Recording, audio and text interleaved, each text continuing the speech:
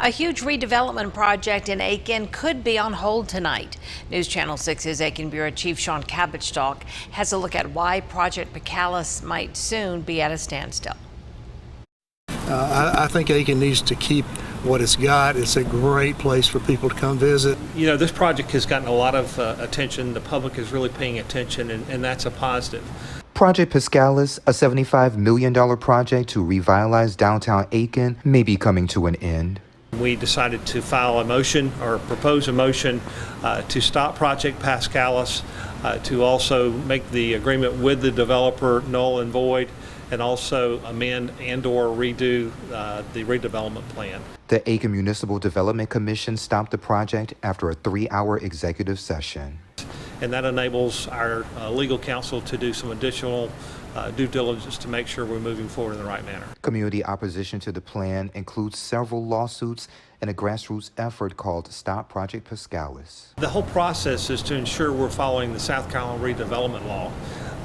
That's the basis for the lawsuit that was filed on the 5th. So we're trying to ensure that that process was followed to the law. It is our intent. If the plans move forward, several historic buildings will be demolished, replacing them with a hotel, apartments, and parking garage. The demolition was part of the process that the developer was going through with the Aiken Design Review Board. It was tied to the agreement that we have. So it's all part of the project, Project Pascalis.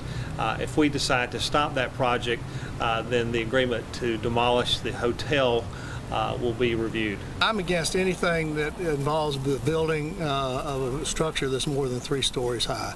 I think it would change the character of Aiken. Right now, there's no firm date to let developers know of the city's plans to move forward. A vote on whether to stop the project will be held the week of September 26th. We'll start the process over again. We'll look at what's going to be the scope of the new potential discussions we're going to have with developers in the process moving forward. In Aiken, I'm Aiken Bureau Chief Sean Cabbage, WJBF, News Channel 6. If the commission votes during the week of September 26th, it will be the second time an effort to redevelop Hotel Aiken has failed. The Renaissance project also failed after community opposition.